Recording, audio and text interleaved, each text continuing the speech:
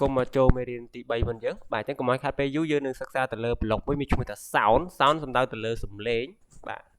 អញ្ចឹងកុំឲ្យខាត់ពេកយើងចាប់ផ្ដើមប្រើប្រាស់វាបាទជាចំណុចដែលសំខាន់ជាងគេនៅក្នុងការប្រើប្រាស់ block គឺ event នេះបាទ event ហ្នឹងគឺយើងត្រូវប្រើប្រាស់ជានិច្ចណាបាទយក event click ហ្នឹងមកបាទបន្ទាប់មកទៀតចូលទៅកាន់ sound ហើយជ្រើសរើស sound ណាមួយដែលយើងពេញចិត្តបាទឧទាហរណ៍ថាខ្ញុំជ្រើសរើស sound ប្រភេទនេះមួយបាទតែយើងអាចរើស record សំឡេងយើងក៏បានដែរខ្ញុំឧទាហរណ៍ណាបាទអូខេខ្ញុំ record សំឡេងមួយដាក់ក្នុងហ្នឹងសួស្តីអ្នកទាំងអស់គ្នាស្វាគមន៍មកកាន់ channel YouTube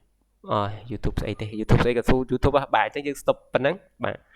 អូខេយើង save វាមកបាទអញ្ចឹងយើងសាកចុច click មកសួស្តីអ្នកទាំងអស់គ្នាស្វាគមន៍មកកាន់ channel YouTube YouTube ស្អីទេ YouTube ស្អីក៏សួរ YouTube បាទអញ្ចឹងយើង stop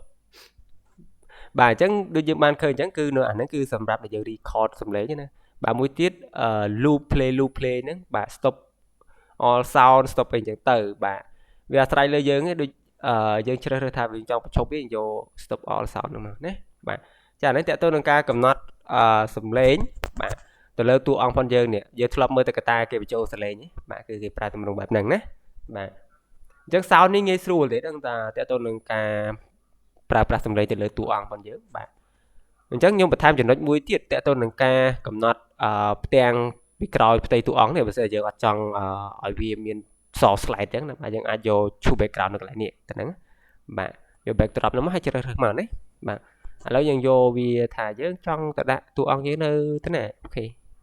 ក្នុងបន្ទប់ដ៏សែនស្រស់ស្អាតនេះមួយចុះអូខេអញ្ចឹងបាទនេះយើងបាននេះឃើញទេបាទអញ្ចឹងយើងចាប់ផ្ដើមរ៉ានវាមកសួស្តីអ្នកទាំងអស់គ្នាស្វាគមន៍មកកាន់ channel YouTube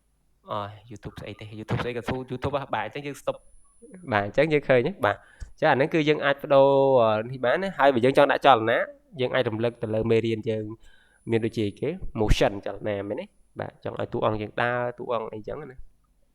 បាទដើរក្នុងបន្ទប់នឹងអីចឹងទៅបាទអូខេអានេះបើយើងដើរមកផ្នែកខាងស្ដាំគឺយើងត្រូវដាក់ដកបាទអញ្ចឹងចុចនេះបាទគឺតួអង្គយើងដែរបាទតែយើងចង់ដាក់សលេងតែ sound យកមកប្រើកន្លែង sound មកណាដាក់សំឡេងវាបាទអញ្ចឹងមេរៀនទី3នេះគឺវាងាយស្រួលមែនទែនគឺ sound អ្នកនរគ្នា note ទុកថា sound គឺសម្រាប់ដាក់សំឡេងទៅលើតួអង្គរបស់យើងបាទអញ្ចឹងវីដេអូនេះមានប៉ុណ្ណឹងជួបគ្នានៅវីដេអូក្រោយទាក់ទងនឹងមេរៀនទី4អូខេបាយបាយ